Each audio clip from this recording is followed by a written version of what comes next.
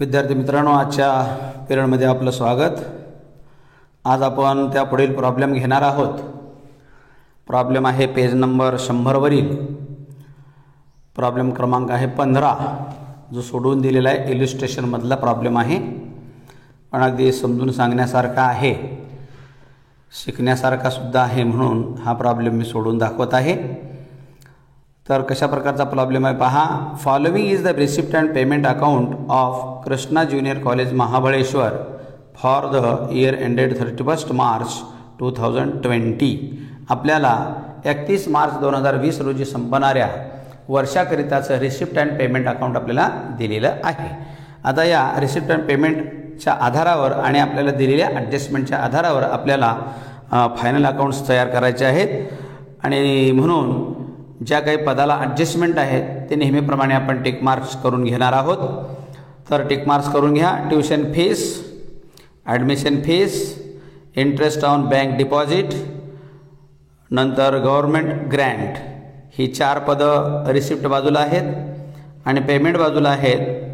फक्त एक पद आहे सॅलरी टू टीचर्स, एवढं एक पद आहे, एवढ्याला ॲडजस्टमेंटला टिक करून घ्या। आणि मित्रांनो, यापूर्वी झालेल्या 2 प्रॉब्लेमप्रमाणे याही प्रॉब्लेममध्ये आपल्याला कॅपिटल फंड दिलेला नाही, तर कॅपिटल फंडही आपल्याला काढायचा आहे, परंतु आता स्पेशल आपल्याला कॅपिटल फंड काढायचं आहे म्हणून वेगळं ओपनिंग बॅलन्स शीट तयार करायचं, मग तेवढंच काढायचं असं मात्र आपण करणार नाही।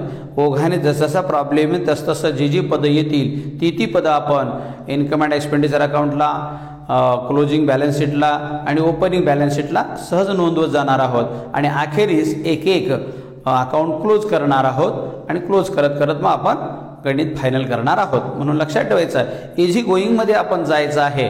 कॅपिटल फंड आपल्याला काढायला सांगितलेलं आहे म्हणजे फार काही अवघड गोष्ट आपल्याला सांगितली असं मात्र अजिबात समजायचं नाही। फक्त काळजीपूर्वक हे गणित तुम्ही समजून घेत चला।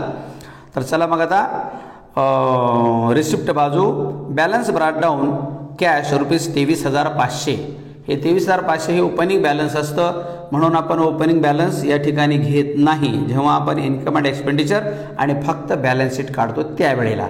पण आपल्याला आता इथं ओपनिंग बॅलन्स शीट हे काढलेलं आहे आणि हे ओपनिंग बॅलन्स आहे, मग ओपनिंग बॅलन्स शीटला नोंदवायचं आहे। म्हणून ओपनिंग बॅलन्स शीटला घ्या प्रथम cash in hand,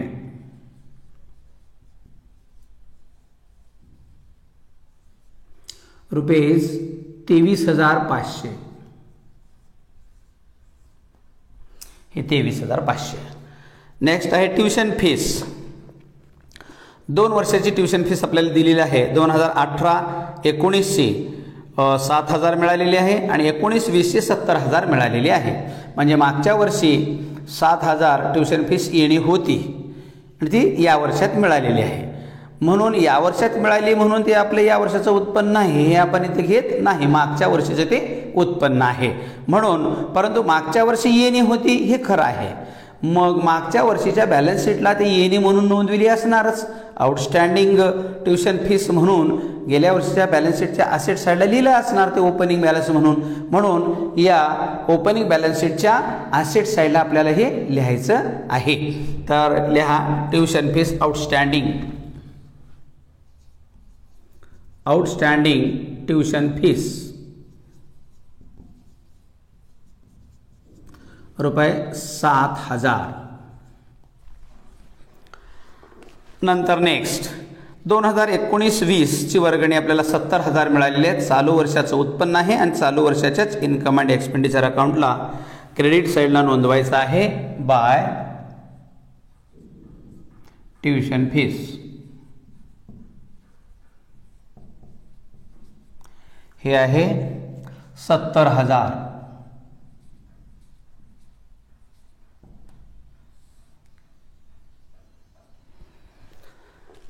next fine collected, काही विद्यार्थ्याकडून दंड वसूल करण्यात आलेला आहे, म्हणून हे आपलं उत्पन्न आहे, क्रेडिट साईडला बाय फाईन,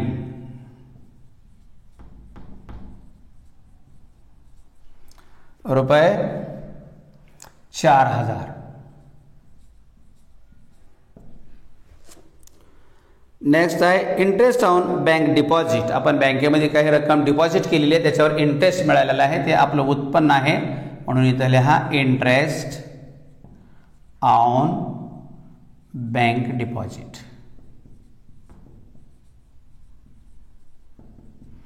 रुपये 25,500 यावर ॲडजस्टमेंट आहे, आतमध्ये ठेवा. असं 25,500 रुपये मिळाले. नंतर ॲडमिशन फीस हेही इन्कम आहे आपलं 12,000 रुपये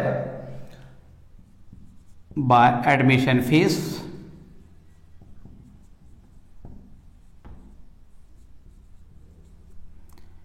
हे 12,000 रुपये. Next donation for prize fund. Prize फंडासाठी डोनेशन मिळालेलं आहे, म्हणून हे कॅपिटल रिसिप्ट असल्यामुळं बॅलन्स शीटच्या लायबिलिटी साईडला लिहून टाकायचं आपल्याला donation for prize fund.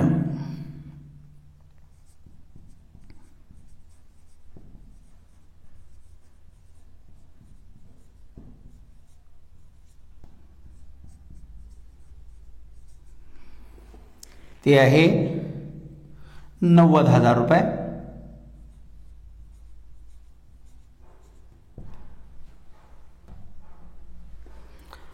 Next government Grant हेही आपलं इन्कम आहे, म्हणून इन्कम साईडला लिहा बाय गव्हर्नमेंट ग्रँट. हे आहे 1,73,000.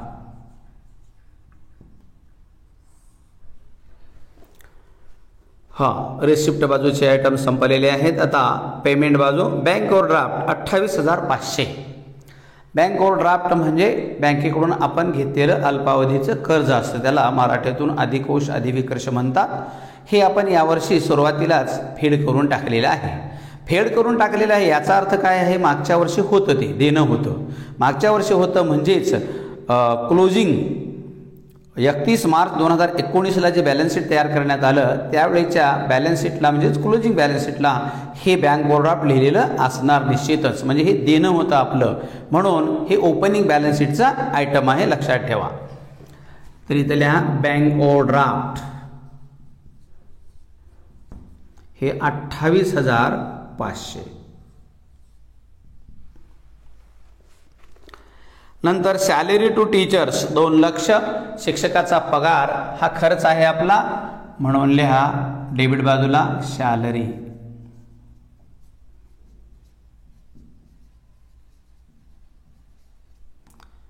हे 2 लाख.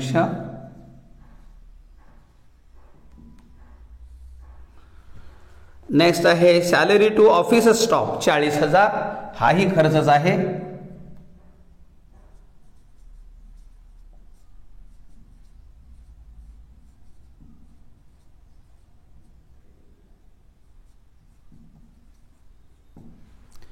रुपये 40,000.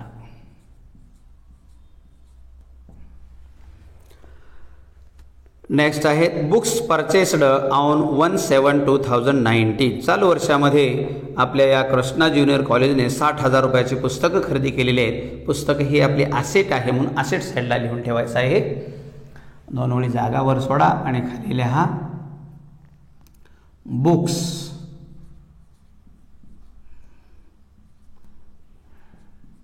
हे ॲड करायचं परचेसेस चालू वर्षाचं, कारण पूर्वीचे काही पुस्तकं असतील ते आपण इथे लिहायचे आहे आणि हे परचेसेस खाली ठेवायचे आहेत. हे 60,000 रुपयाची पुस्तकं आपण खरेदी केली चालू वर्षात.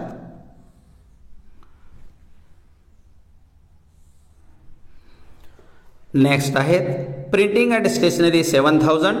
हा खर्च आपल्याला लेखन सामग्रीचा खर्च म्हणतो आपण याला, छपाई व लेखन सामग्री printing and stationery.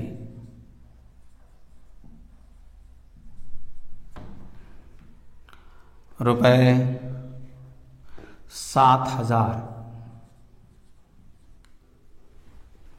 Next office rent कार्यालय भाडे 6,000 रुपये. हे आपला खर्चच आहे. ऑफिस रेंट हे 6,000 रुपये. नेक्स्ट रिपेयर्स दुरुस्तीवरचा खर्च 3000 हा हे खर्चच आहे म्हणून लिहा रिपेयर्स 3000 रुपये. नेक्स्ट आहे स्पोर्ट्स एक्सपेन्सेस क्रीडा खर्च हा एक खर्च म्हणून स्पोर्ट एक्सपेन्सेस डेबिट बाजूला.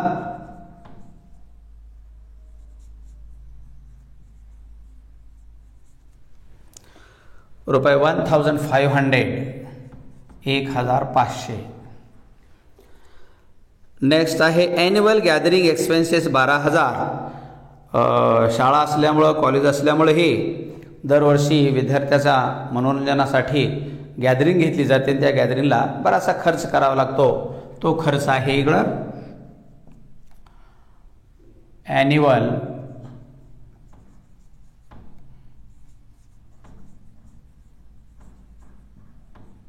गॅदरिंग एक्सपेन्सेस हे आहेत 12000 रुपये. हे 12000. Next furniture purchased on 1/1/20.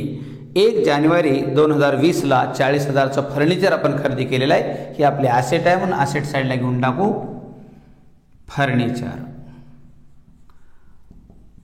पूर्वीचं काय आपल्याकडे फर्निचर असणारच ते समोर लिहायचं आणि आता हे खरेदी केलेलं यात ॲड करायचं. ॲड परचेसेस हे आहे 40,000चं.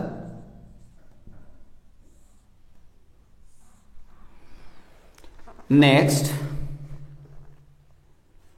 फर्निचर. आता balance carried down cash in hand and cash at bank 200 आणि 6800 हे दोन्ही घेऊन टाका. आता कॅश इन हँड हे 200 रुपये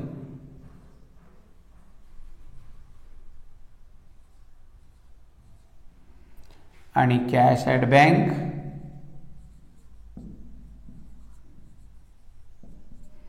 6800. अशा रीतीने आपला आता रिसिप्ट अँड पेमेंट संपलेला आहे. आता एक एक ॲडजस्टमेंट विचारात घेऊ. Additional information number first for the current year 2019-20 tuition fees are outstanding ₹10,000. चालू वर्षाची ट्युशन फीस 10,000 रुपये आणखी येणे आहे. येणे म्हणून आपल्या ट्युशन फीसमध्ये ॲड करा त्याला प्लस आउटस्टँडिंग.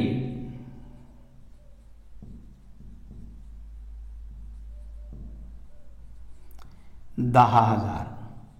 टोटल ट्युशन फीसचा आपला उत्पन्न आहे 80,000चं. हे येणे असल्यामुळं असेट साईडला आपण लिहायचं आहे हे outstanding tuition fees.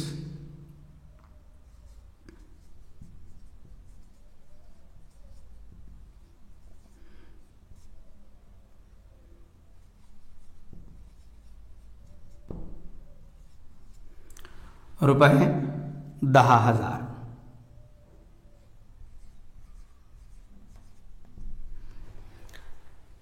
Next 50% admission fees should be capitalised. 50% जे प्रवेश शुल्क आहे ॲडमिशन फीस आहे त्याचं भांडवलीकरण करायचं आहे. म्हणजे 50% हे भांडवल समजायचं आहे, भांडवली प्राप्ती समजायची आहे आणि 50% हे रेव्हेन्यू प्राप्ती समजायची आहे. 50% इन्कम म्हणून ठेवून घ्यायचं आणि 50% भांडवल म्हणून ट्रान्सफर करायचं आहे. तर हे ॲडमिशन फीसमधून मायनस करा. मायनस 50% कॅपिटलाइज्ड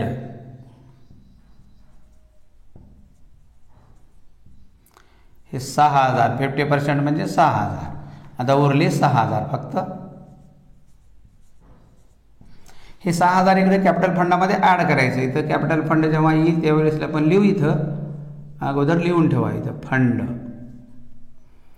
प्लस ॲडमिशन फीस रुपये 6,000.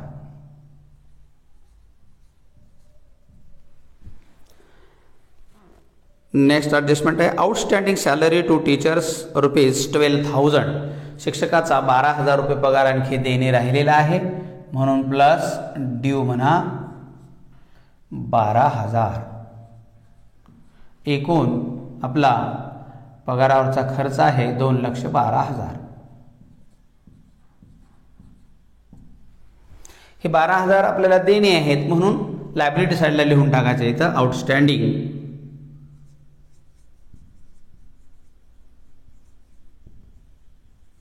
सॅलरी ₹12,000.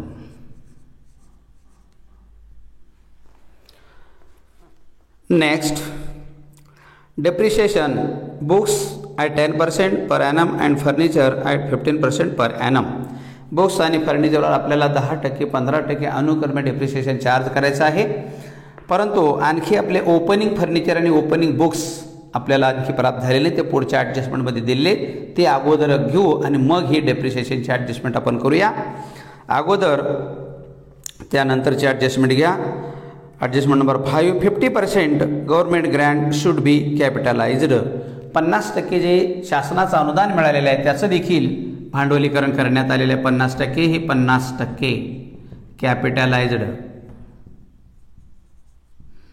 50% म्हणजे ज्याला 2 ने भागाकार करा म्हणजे एक लक्षात येतं आपल्याला. 2×8 = 16 आणि 1 राहिले 13 झाले, 2×1 = 12, 1 राहिले 10 झाले, 2×5 = 10, असं 86,500. हे 86,500 शिल्लक राहिले. 86,500 कॅपिटलला गेले म्हणून हे कॅपिटलमध्ये ॲड करायचं. आता ॲड गव्हर्नमेंट ग्रँट 86,500. अशा प्रकारे दोन्हीकडे त्याची नोंद आपण केली. आता आपल्याला 6वी ॲडजस्टमेंट अशी दिलेली आहे. Asset and liabilities on 1 April 2019 wear as follows. अशा प्रकारे 1 एप्रिल 2019 रोजीच्या असेट अँड लायबिलिटी आपल्याला दिलेल्या आहे. आता आपल्याला पाहिजे ते 1 एप्रिल 2019 साठी आवश्यक असलेले सर्व असेट अँड लायबिलिटी मिळाले आहेत. ह्या सर्व अगोदर इथं लिहून घ्यायचं आहे आणि मग पाहिजे त्या वर घेऊन टाकायचं आहे. तर अगोदर पाहता बिल्डिंग 18 लाख लिहा इथं. बिल्डिंग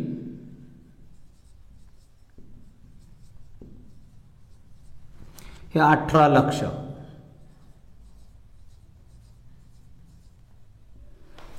नेक्स्ट आहे फर्निचर. हे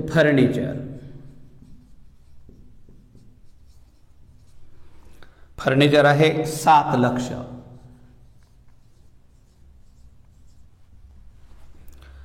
नेक्स्ट आहे बुक्स आहेत 5 लाख.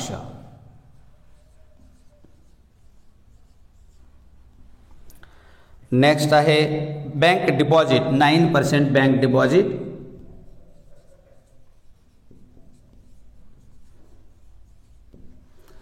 हे आहे 3 लाख.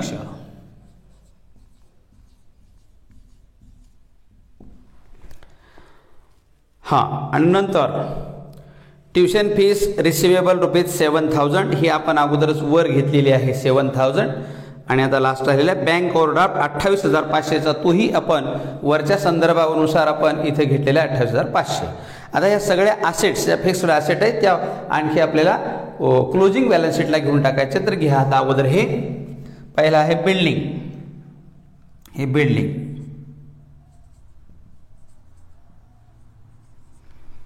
18 लाख.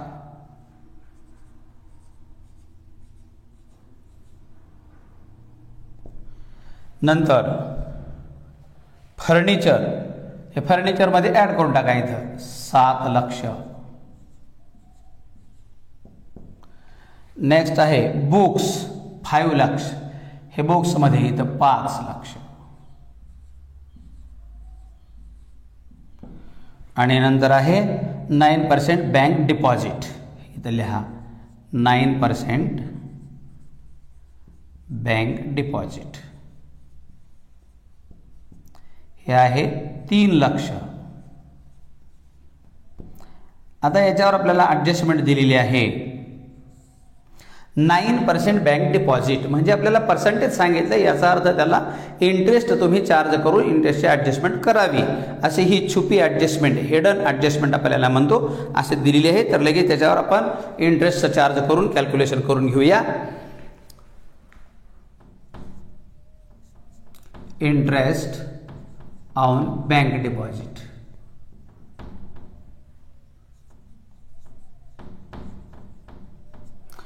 आपलं बँक डिपॉझिट आहे 3 लाख रुपये.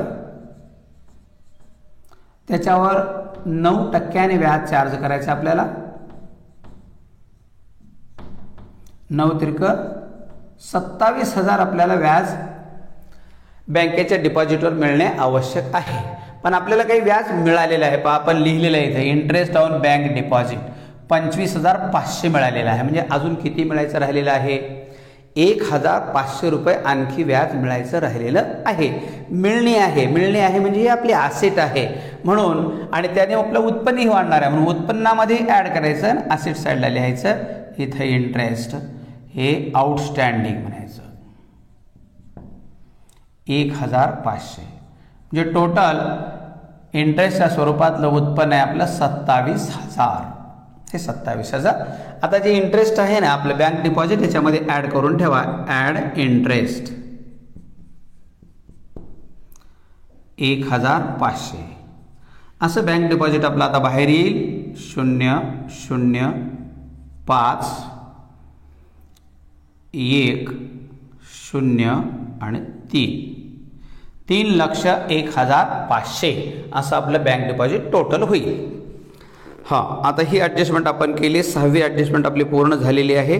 आता राहिली 4थी ॲडजस्टमेंट आपली बुक्स आणि फर्निचरवर डेप्रिशिएशन आकारायचं. ही ॲडजस्टमेंट मित्रांनो अतिशय महत्त्वाची, चांगली समजून घ्या.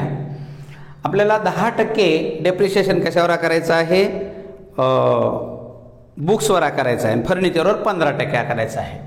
आता बुक्स आपल्याला 2 प्रकारचे आहेत. एक आपल्याजवळ सुरुवातीपासून 5 लाख रुपयाचे ग्रंथालयामध्ये आपल्या पुस्तक आहेत आणि चालू वर्षामध्ये आपण 1 जुलै 2019ला 60,000चे खरेदी केलेले आहेत.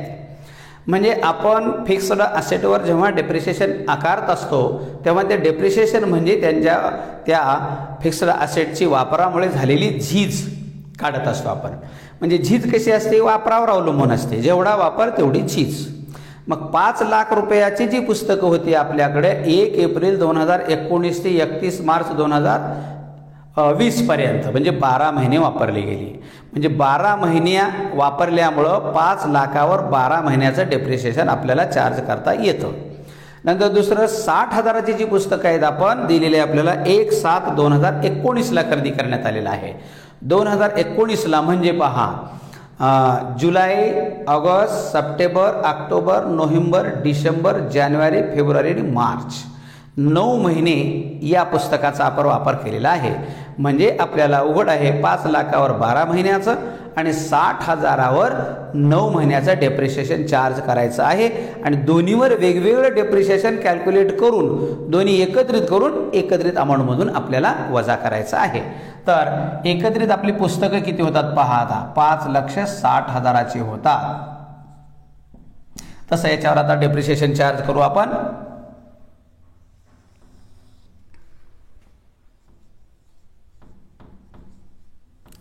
DP on books.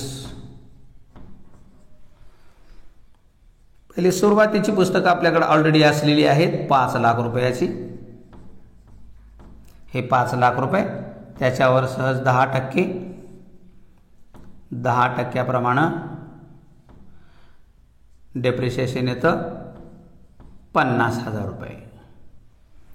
आणि आता वर्षभरामध्ये खरेदी केलेली जी पुस्तकं आहेत आपली 60,000ची त्याच्यावर आपल्याला डेप्रिशिएशन 10%नेच परंतु 9 महिन्याचं चार्ज करायचं आहे. म्हणून 60,000 गुणिले 10 गुणिले 9 भागिले 100 गुणिले 12 हा फॉर्म्युला वापरायचा आहे. आता याच्यावर किती येतं बघूया आपण. तर कॅल्क्युलेट करून घ्या. 0 0 गेलं, हे 0 गेलं, हे 0 गेलं. आता 9ला कटू आपण. 3 त्रिक 9 आणि 3 चौक 12. पुन्हा 4ला कटून घेऊ. 4 1 4, हे 4 1 4, राहिले 2 20 झाले. 4 पंचे 20, हे 2 0 राहिले 1500 झाले. 1,500 गुणिले 3,000 म्हणजे 15 त्रिक 45. 4,500 60,000वर डेप्रिशिएशन आलं आपलं. म्हणजे आपलं डेप्रिशिएशन एकूण 0 5 4 54,500 500 एवढं डेप्रिसिएशन आपल्या दोन्ही पुस्तकावर झालेलं आहे. एकत्रित आपण मायनस करूया. Minus DEP 54,500. 54,500 हे आता मायनस करून बाहेर घ्या. रक्कम किती येते बघा आता. 0 हे 0. 10 मधून 5 गेले, 5 राहिले. इथं राहिले 9, 9 मधून 4 गेले, पुन्हा 5 राहिले. आता इकडं राहिले, इथं एक तिकडे गेल्यामुळं 5 राहिले. 5 5 गेले 0 आणि राहिले 5. 5,05,500 अशा प्रकारे आपल्या बुक्सचं नेट व्हॅल्यू आलेला आहे. आता डेप्रिसिएशन आपला लॉस आहे म्हणून इन्कम अँड एक्सपेंडिचर अकाउंटच्या डेबिट बाजूला डेप्रिसिएशन. पहिलं बुक्सवर आहे 54,500.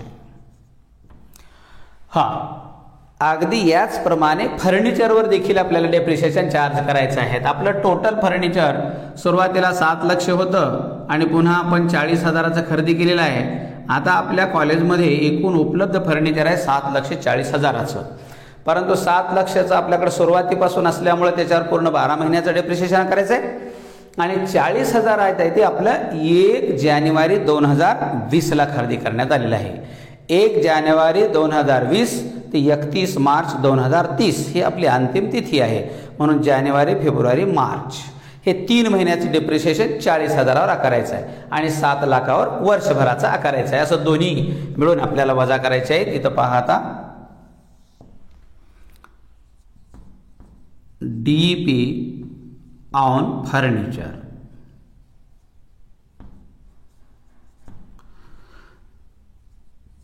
तर 5 लाख रुपये, 7 लाख रुपये, सॉरी हे 7 लाख रुपये. 7 लाख रुपयावर पूर्ण वर्षाचा डेप्रिसिएशन चार्ज करायचं आपल्याला 15% प्रमाण. पाहता याच्यावर किती येतं 15% प्रमाण. कटवून घ्या आणि 15 7 5 105 आणि 3 शून्य जसे तसे वर ठेवा. म्हणजे 1,05,000 आलं 7 लाखावर. आणि पुन्हा आता चालू वर्षामध्ये खरेदी केलेलं जे 40,000चं आहे हे 40,000 गुणिले 15 भागिले 100 हे झालं नेहमीचा फॉर्म्युला.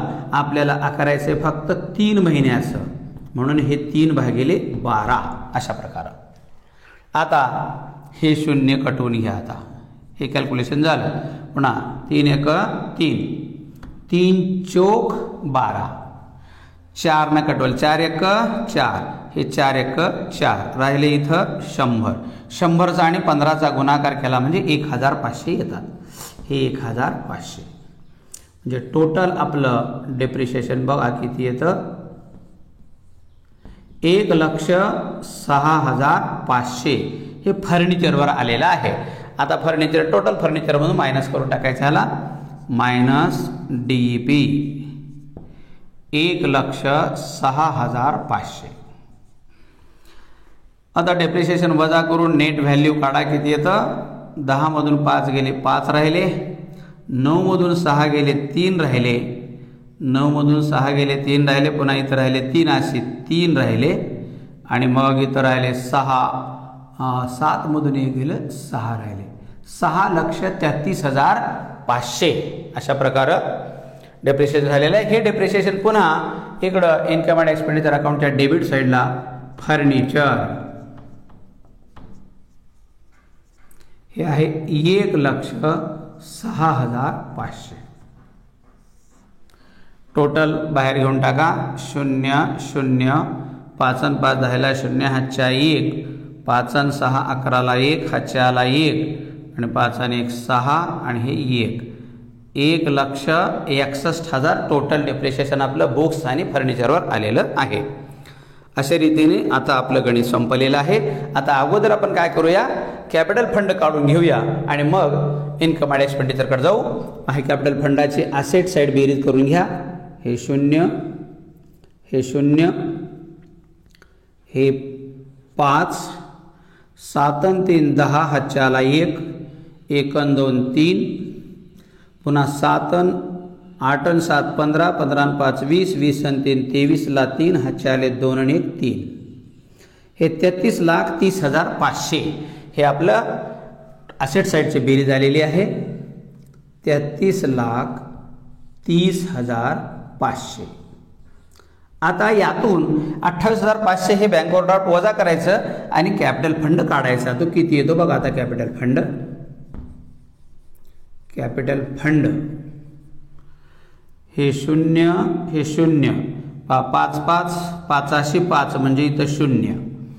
8 आणि किती 10, 8 आणि 2 10, हातच्या आला 1, 1 आणि 2 3, 3 आणि 33. हे उघड आहे आपल्याला. हे बी ज्याप्रमाणे वजाबाकी केली आहे त्याप्रमाणे जमत नसेल तरी हे पहा 33,30,500 मधून ही रक्कम वजा करून टाकायची. 28,500 येते 33,02,000 एवढी येते. आणि ही रक्कम कुठून आली म्हणजे वजाबाकी करून आलेली आहे. म्हणून ह्याला लिहायचं आहे बॅलन्सिंग फिगर आहे. हे बॅलन्सिंग फिगर आहे म्हणून इथे लिहून टाका. आता 33,30,000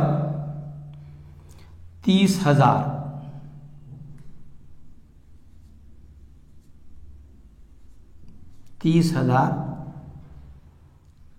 एक मिनटं 33,02,000 आपलं कॅपिटल फंड आहे. 33,02,000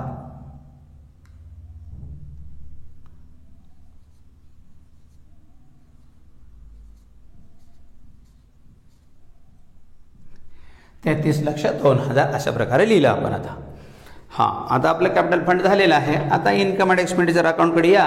आता इन्कम अँड अकाउंटची बेरीज करूया. थोडं इन्कम अँड एक्सपेंडिचर अकाउंटला ओव्हरलुक करा. कोणत्या बाजूची बेरीज जास्त येते, रकमा कोणत्या फास्ट आहेत बघा जरा. मोठ्या रकमा कोणीकडे आहेत. डेबिट साईडला मोठ्या रकमा आहेत बघा, लाखावरच्या रकमा आहेत 2 आणि क्रेडिट साईड कमी दिसते आहे म्हणून डेबिट साईड निश्चितच जास्त येणार आहे. 0 हे 0 5 हे 2 आणि 4 6 हा एक मिनिट 12,000 2 आणि 7 9 9 आणि 6 15 15 आणि 3 18 18 आणि 19 19 आणि 2 21 आणि 1 22 22 ला 2 हातचे आले 2 2 आणि 1 3 3 आणि 4 7 7 आणि 1 8 8 आणि 6 14 14 ला 4 हातचे आला 1 1 आणि 2 3 आणि 1 4 4,42,500 अशा प्रकारे हे बेरीज येईल. 4,42,500 4,42,500. आता आपल्याला इथं डेफिसिट काढायचं आहे. बाय डेफिसिट काढणार आहोत आपण. डेफिसिट काढण्यासाठी आपल्याला हे एक्सपेंडिचर साईड जास्त आहे आणि इन्कम साईड कमी आहे म्हणून या इन्कम साईडची बेरीज आपण रफ स्वरूपामध्ये या ठिकाणी करून घेऊया. पहा कशी आहे ती बेरीज. हे 0 हे 0 5 4 आणि 7 11 11 आणि 6 17 17 आणि 6 23 ला 3 हातचे आले 2 6 आणि 6 12 आणि 7 19 आणि 4 23 ला 3 हातचे 2 2 आणि 8 10 10 आणि 2 12 12 आणि 8 20 2,03,500 उत्पन्न आहे आपलं आणि 4,42,500 आपला खर्च आहे. हे वजा करून बघा आता किती होतं. आपलं तूट किती येते. 0 12 मधून 3 गेले 9 राहिले. इथं राहिले 3 हे 3 असे 3 आणि 4 मधून 2 गेलं 4 लक्ष. इथं बेरीज कशी येते बघा जरा. चूक झाली का बघा जरा. 5 5 नंतर 2 आणि 7 9 आणि 6 13 आणि 3 16 आणि 1 17 17 18 19 19 आणि 1 20 5 5 2 2 आणि 7 9 9 आणि 6 13 13 आणि 3 16 16 आणि 1 17 17 18 19 19. एक मिनिट बेरीज चुकाली का आपली कुठं. बरोबर कुठं आहे ना 19 आणि 20 हे 5शी 5 आले 3 3 3 3 हे 5 आले इकडं. पुन्हा आता हजाराची संख्या 1 3 4 3 7 आणि 7 13 आणि 7 20 20 आणि 2 22 22ला 2 हातचे आले 2 बरोबर आले 2 2 आणि 6 8 8 आणि 1 9 9 आणि 4 13 13 आणि 1 14 14ला 4 हातचे आला 1 1 आणि 2 3 आणि 1 4 राईट बेरीज बरोबर आहे. तर चला आणि 4 4 हे राहिले 2 2,39,000 आपले तूट आलेले आहे 2,39,000 असे तूट आलेली आहे. तूट म्हणजे आपला तोटा. तोटा जसा भांडवलातून आपण वजा करतो तसं ही तूट सुद्धा इथून वजा करायची आहे. हे झालेलं आहे axis of expenditure over income. तर आता या तिन्हीची बेरीज करून आपल्याला इथून डेफिसिट वजा करायचं आहे. हे डेफिसिट 2,39,000. अगोदर आता या याची बेरीज करून घेऊ. भांडवल, ॲडमिशन फीस आणि गव्हर्नमेंट ग्रँट 0 5 6 2 8 आणि 6 14 14ला 4 हातच्या 1 4ला 1 8 आणि 1 9 आणि हे 3 हे 3 33,94,500 अशा प्रकारे 33,94,500 आले. याच्यातून वजा करून घ्या. आता हे 0 हे 0 हे 5शी 5 14 मधून 9 गेले 5 राहिले इथं 8 8 मधून 3 गेले 5 राहिले आणि इथं 13 3 मधून 2 गेलं 1 राहिलं आणि हे 31,55,500 हे आपलं नेट कॅपिटल फंड चालू वर्षाचा आलेला आहे. आता बॅलन्स शीट आपण टॅली करूया. 0 हे 0 5शी 5 5 आणि 2 7 5 आणि 9 14 आणि 1 15ला 5 हातच्याला 1 1 आणि 1 2 आणि हे 3 32,57,500 अशा प्रकारे आता इकडची बेरीज करून घेऊया. हे 0 0 5 आणि 5 10 आणि 5 15 15 आणि 8 15 आणि 8 23 23 आणि 2 25 25ला 5 हातचे आले 2 2 आणि 1 3 3 आणि 3 6 6 आणि 5 11 11 आणि 6 17 17ला 7 हातचे आले 1 1 आणि 1 2 2 आणि 3 5 5शी 5 नंतर 3 आणि 8 11 11 आणि 6 17 17 आणि 5 22 22ला 2 हातचे आले 2 2 आणि हे 1 3 हे झाले 32,57,500 अशा रीतीने आपलं बॅलन्स शीट देखील मित्रांनो टॅली झालेलं आहे. अवघड गणित आपण अगदी सोप्या पद्धतीनं क्लिअर करून टॅली केलेलं आहे. आपणही अशाच प्रकारे ह्या गणिताचा पुन्हा एकदा दोनदा चांगला सराव करा. म्हणजे यामधल्या ॲडजस्टमेंट आपल्याला आता कळाल्या की कोणत्याही प्रॉब्लेममध्ये असे ॲडजस्टमेंट आले तर आपल्याला इझी गोईंगमध्ये सोडवता येते. म्हणून अशा रीतीने हे गणित आपलं पूर्ण झालेलं आहे. आता आपण इथे थांबूया. धन्यवाद.